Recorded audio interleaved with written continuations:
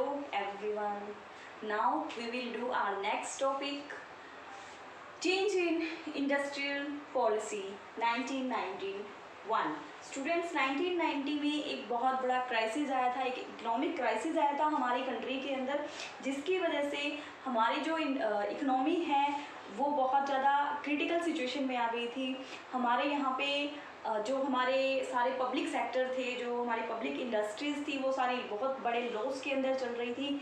Government ने सारा पैसा जो है वो पब्लिक सेक्टर के अंदर इन्वेस्टमेंट की हुई थी पैसे की, और वहाँ पे लॉस हो रहा था, कोई भी प्रॉपर मैनेजमेंट नहीं हो रही थी। साथ में क्या हो रहा था कि हमने जो लोन लिए हुए थे उन लोन के ऊपर इतना ज़्यादा इंटरेस्ट हो गया था, उसको हम पे नहीं कर पा रहे थे। साथ में हमारा जो रुपीज़ था, तो रुपीज़ की वैल्यू जो है वो बहुत ज़्यादा कम हो रही थी। हमारा जो रुपया था वो in compare to other countries currency बहुत ज़्यादा डाउन जा रहा था। तो बहुत बड़ी हमारे पास ऐसी इकोनॉमिक कंडीशन थी जिसमें हमारी कंट्री और हमारी इंडस्ट्रीज जो है वो सर्वाइव भी नहीं कर पा रही थी। तो फिर उस टाइम डॉक्टर मनमोहन सिंह जो हमारे फाइनेंस मिनिस्टर थे, उन्होंने उस टाइम पे रिफॉर्म किया था हमारी इकोनॉमी को, और उन्होंने चेंज किया था हमारी इंडस्ट्री की जो पॉलिसीज़ थी उसके अंदर। और वो जो चेंज हुआ था उसका रिजल्ट था हमारा एलपीजी मॉडल।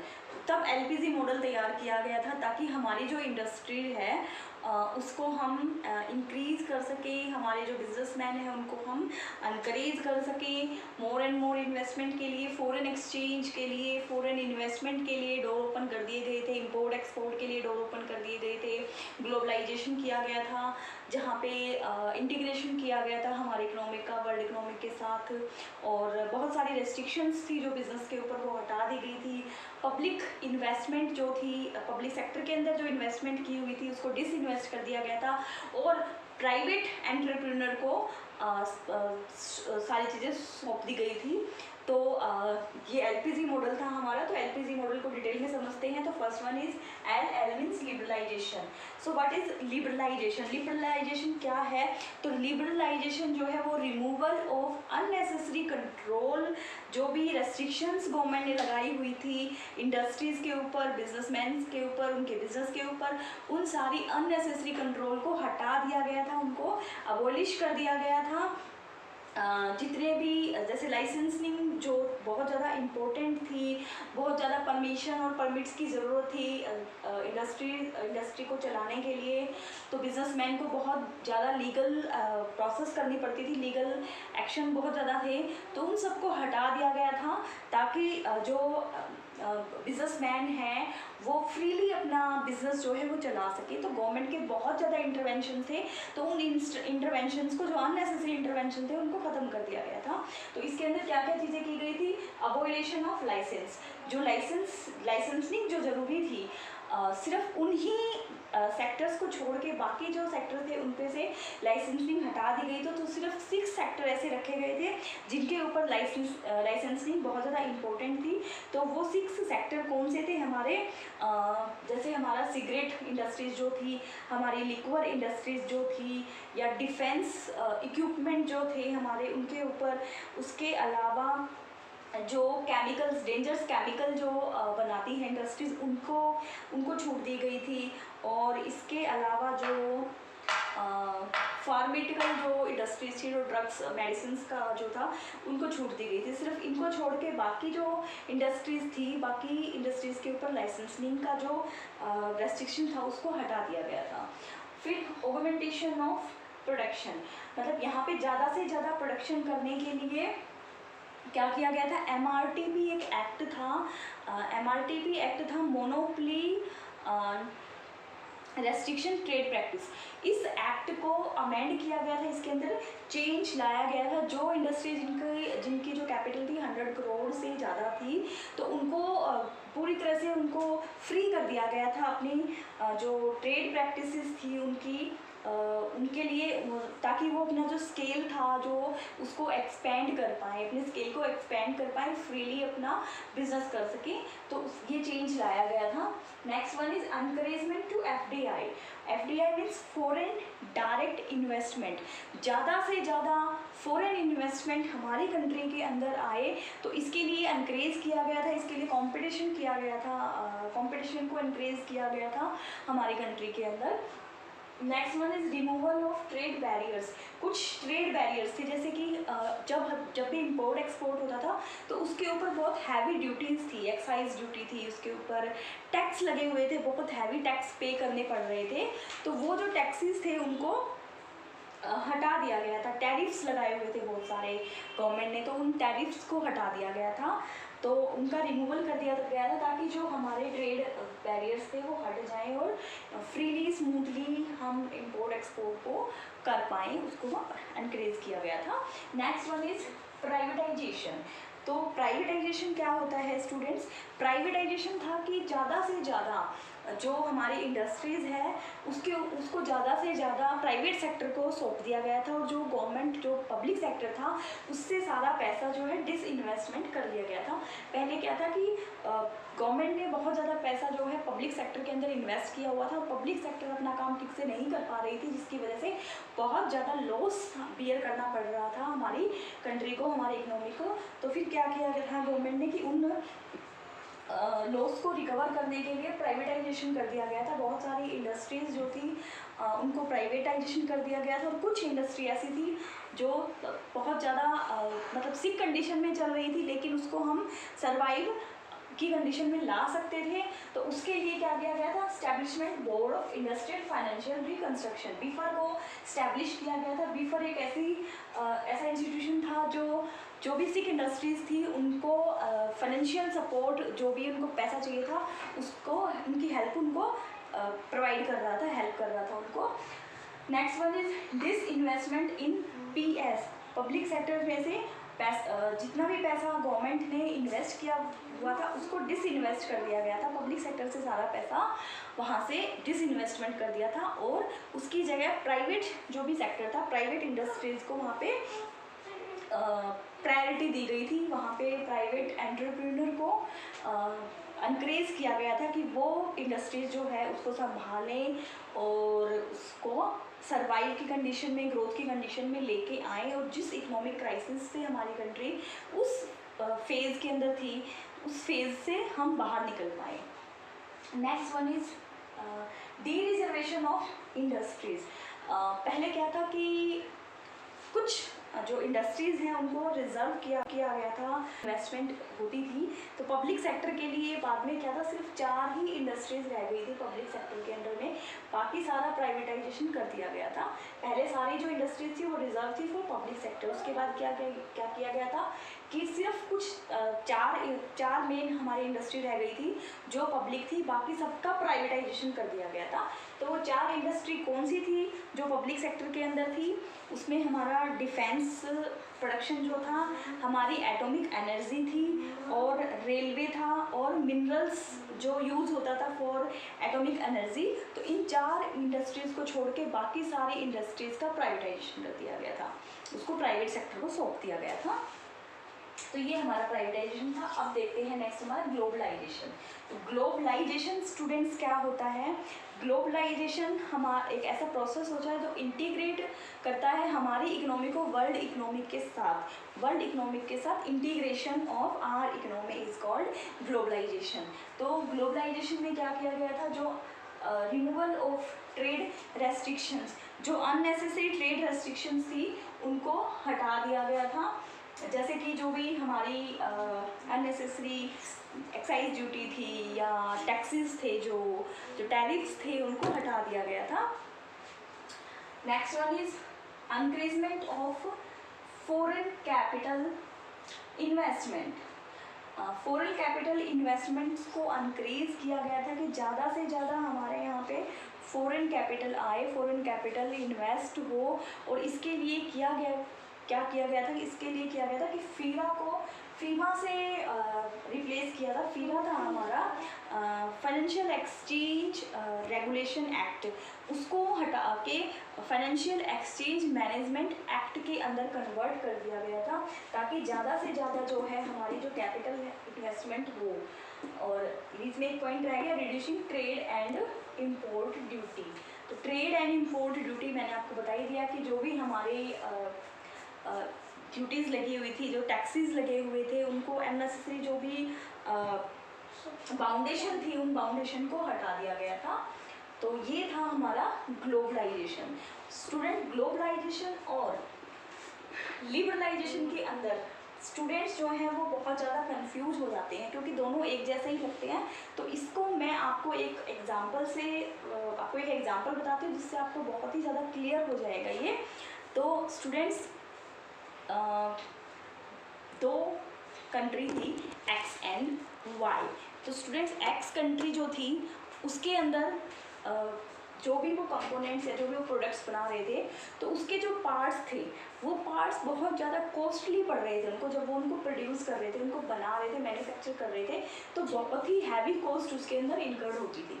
लेकिन जो वाई कंट्री थी, वाई कंट्री के अंदर उन्हीं पार्ट्स को चीप रेट पे प्रोड्यूस किया जाता था। तो कंट्री ने क्या डिसाइड किया, कंपनी की गवर्नमेंट ने डिसाइड किया कि हम अननेसेसरी कॉस्ट जो इन्वॉल्व है उसको हटा के क्या करते हैं कि बाहर से उन पार्ट्स को हम मंगा लेते हैं अपने प्रोडक्ट को बनाने के लिए। तो उन्होंने बाहर से पार्ट्स मंगाए अपनी कंट्री के अंदर और उन पार्ट्स से फिर प्रोडक्ट मैन्युफैक्चर किए गए।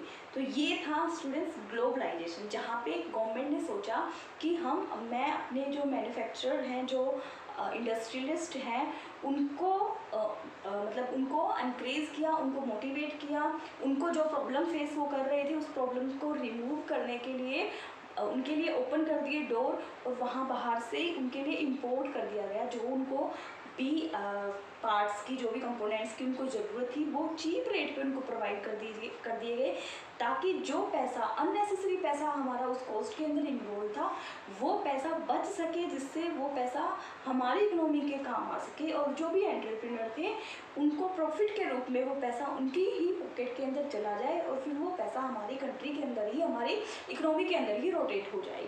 तो डैट इज़ ग्लोबलाइजेशन। अब मान लेते हैं कि वो पार्ट्स जो हमारी कंट्री ने बाहर से मंगा लिए, अब हमारे कुछ मैन्युफैक्चरर हैं, तो उन मैन्युफैक्चरर को भी कुछ मैन्युफैक्चरर उन पार्ट्स को बनाना चाहते हैं। मान लो कुछ मैन्युफैक्चरर उन पार्ट्स को प्रोड्यूस करना चाहते हैं, तो गवर्नमेंट उनको परमिशन दे दे उन पार्ट्स को, उन प्रोडक्ट्स को बनाने की, तो वो हो जाएगा स्टूडेंट्स लिबरलाइजेशन, जहाँ पे पहले उन पार्ट्स को बनाने पे कंट्री के अंदर रेस्ट्रिक्शंस थी। फॉर एग्जांपल पहले रेस्ट्रिक्शन थी और अब वो रेस्ट्रिक्शन हटा दी गई है, उनको परमिशन दे दी गई है, उनको परमिट कर दिया गया है कि आप ये पार्ट्स जो है लो कॉस्ट पे कंट्री के अंदर ही बना सकते हो। तो इसको हम बोलेंगे लिबरलाइजेशन। तो आई थिंक अब आपको लिबरलाइजेशन और ग्लोबलाइजेशन दोनों का जो डिफरेंस है वो क्लियर हो गया होगा। स्टूडेंट्स, केस स्टडी में घुमाया जाता है लिबरलाइजेशन और ग्लोबलाइजेशन के ऊपर, तो प्लीज़ इस कंटेक्स्ट को ध्यान में रखना, इस कंसेप्ट को क्लियर रखना, ताकि आपको केस स्टडी में प्रॉब्लम ना हो। स्टिल मैं आपको केस स्टडी आगे करवाऊँगी इस चैप्टर की और सारी चीज़ें क्लियर करूँगी।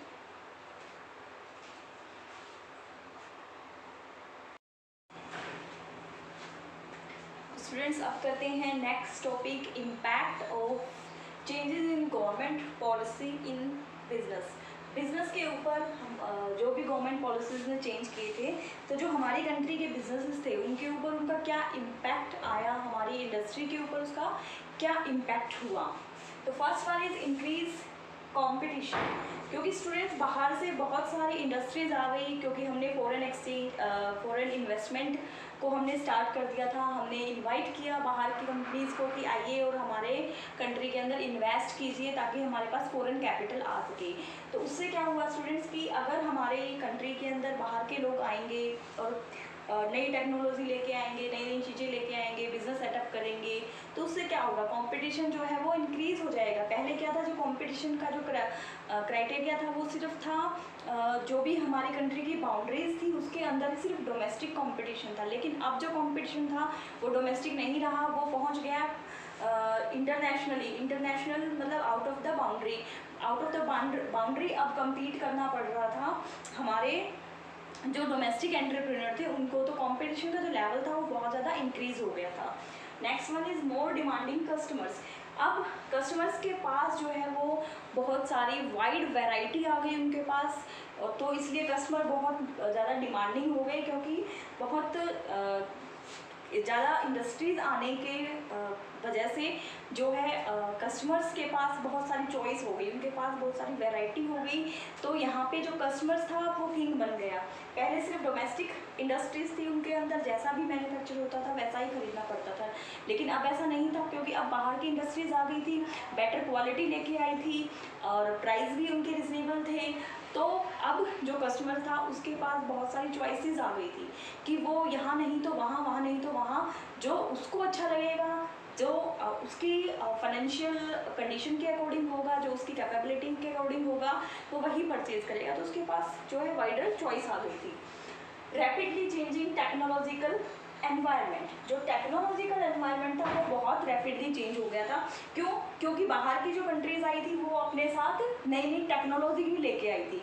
तो जैसे जैसे इंडस्ट्रीज़ इन्वेस्ट करती गई वैसे वैसे जो है टेक्नोलॉजी इंट्रोड्यूस होती गई, और जो हमारा टेक्नोलॉजिकल एनवायरनमेंट था वो रैपिडली चेंज हो गया।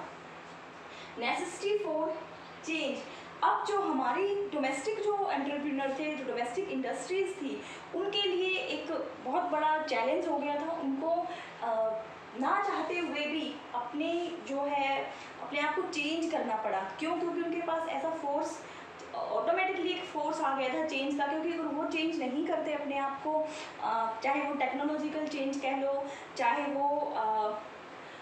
वो कोई भी चेंज कह लो, चाहे वो अपना कॉम्पिटिटर स्ट्रैटेजी बनाने से हो, चाहे मार्केट ओरिएंटेशन से हो, चाहे एनालिसिस से हो, चाहे जो भी चेंज, मतलब उनको काम करना पड़ा, उनको चेंज लाना पड़ा।